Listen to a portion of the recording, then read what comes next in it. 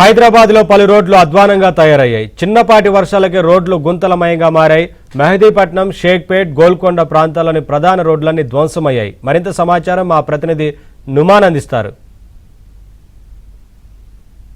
గడిచిన 3 రోజులుగా ఎడతెరిపి లేకుండా కురుస్తున్నటువంటి వర్షాలతో ఇటు హైదరాబాద్ నగరంలోని రోడ్లు అధ్వానంగా మారాయి. ముఖ్యంగా ఇటు షేక్పేట్, గోల్కొండ, టోలీచౌకి, మెహదీపట్నంలో ప్రాంతాల్లో ఉన్నటువంటి రోడ్లు ఎక్కడికక్కడ గుంతలమయంగా మారినటువంటి పరిస్థితి ఉందని చెప్పొచ్చు. రైట్ నౌ నేను ప్రస్తుతం షేక్పేట్ ఓయూ కాలనీలో ఉన్నాను. సో ఓయూ కాలనీలో రోడ్ల పరిస్థితి ఒకసారి మనం చూసుకోవచ్చు. అడుగుకో గుంతతో ఇటు వాహనదారులు తీవ్ర ఇబ్బందులు పడుతున్నటువంటి పరిస్థితి ఉంది. మొత్తం కూడా ఇటు ఓవైపు వర్షపు నీరు, మరోవైపు ఇటు డ్రైనేజీల నుంచి పొంగిపోయేటటువంటి మురుగునీరు అంతా కూడా రోడ్ల మీద ప్రవహిస్తున్నటువంటి పరిస్థితి. మరోవైపు ఏదైతే ఇటు రోడ్ల మీద ఎక్కడికక్కడ కూడా వర్షపు నీరు నిలిచిపోవడంతో ఇటు వాహనదారులు కూడా ఒకంత ఇబ్బంది పడుతున్నటువంటి పరిస్థితి ఉందని చెప్పొచ్చు.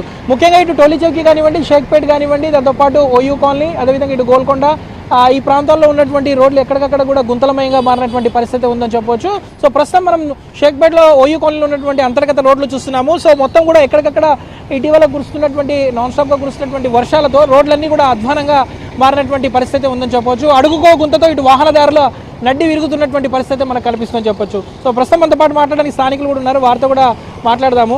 చెప్పండి సార్, ఏంటి మొత్తం గుంతలు ఎక్కడి నుంచి ఎక్కడ వరకు ఉన్నాయి ఈ రోడ్ల పరిస్థితి? ఈ గుంతలు ఈ చౌరస్తాలు ఎక్కడెక్కడ ఉన్నాయో ఈ చౌరస్తాలు చాలా గుంతలు సార్. ఇక్కడ ఎంత లెవెల్ లేనందుకోసం అంత వాటర్ స్టాగ్నేట్ అయిపోయింది. స్టాగ్నేట్ కావడం నుంచి దీంట్లో సీసీ రోడ్డు లేదు, బీటీ రోడ్ వేసారు, అది పోయిందనమాట. దాంట్లో ఈ ప్రాబ్లం ఏమిటంటే ఇక్కడ మొత్తం 50 ఫీట్ రోడ్డు, 50 ఫీట్ రోడ్లో 25 ఫీటు 30 ఫీటు యూనివర్సిటీది ఓయూ కాలనీది, రిమైనింగ్ 30 ఫీటు ఇక్కడ సకుబాయి సొసైటీ వాళ్ళది.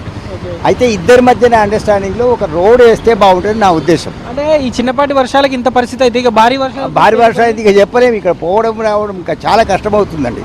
ఇక్కడ అందుకోసం వాటర్ లీకేజ్ ఒకటి ఉన్నది ప్రాబ్లం. తర్వాత స్పెషల్గా ఈ ఏరియాలో ట్రాఫిక్ ఎక్కువ ఉంటుంది ఉదయం నుంచి సాయంత్రం వరకు. ఎక్కడి నుంచి ఎక్కడ వరకు ఉన్నాయి సార్ ఈ గుంతలు? మొత్తం ఈ గుంతలు ఇక్కడైతే ఎక్కువ ఉంది సార్. ఇక ముందర కూడా అన్ని గుంతలే ఉన్నాయి. ఇక్కడ నుంచి రైట్ ఫ్రమ్ ఇక్కడ నుంచి ఆ రామాలయం దాటే వరకు అన్ని ఇట్లే గుంతలే ఉన్నాయి.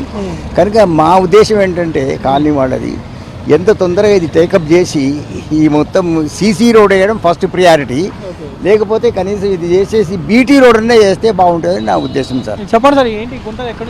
దాదాపుగా చాలా ఫ్యామిలీస్ ఉంటాయి ఇక్కడ నుంచి గోల్కొండ అండ్ 7 టూమ్స్ ఇక్కడ వెళ్ళడానికి ఇది మెయిన్ రోడ్. ఈ మెయిన్ రోడ్లో చిన్నపాటి వర్షం పడితే ఇంత పెద్ద గుంతలు, అసలు నడవడానికి సీనియర్ సిటిజన్స్ నడవడానికి అసలు వీల్లేదు. బైక్స్ అయితే మీరు చూస్తున్నారు ఎంత దారుణంగా ఉందో. మేము ఇంతకు ముందుగా జిహెచ్ఎంసీ వాళ్ళకి కలిసి మేము ఇచ్చేసాం రోడ్ కోసం అని, ఎవరు పట్టించుకోవట్లేదు. మీరు చూస్తున్నారు కదా, చిన్నపాటి వర్షం మామూలుగా ముసురు పడితేనే ఈ పరిస్థితి.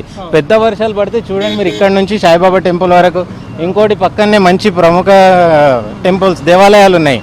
ఆ దేవాలయాలకు వచ్చే భక్తులకు కూడా చాలా ఇబ్బంది అవుతుంది. అసలు ఒకసారి మీరు దయచేసి ప్రభుత్వం కూడా చూసి కల్పించుకొని రోడ్లు కూడా వేస్తే బాగుంటుందని ఇక్కడ స్థానికంగా మేము కోరుకుంటున్నాం. మొత్తం కూడా అడుగుకో గుంతటి వాహనదారులు తీవ్ర ఇబ్బందులు పడుతున్నటువంటి పరిస్థితి మనకు కనిపిస్తుందని చెప్పొచ్చు. వీడియో జర్నలిస్ట్ శ్యామ్తో నుమాన్, ఏబీఎన్ ఆంధ్రజ్యోతి.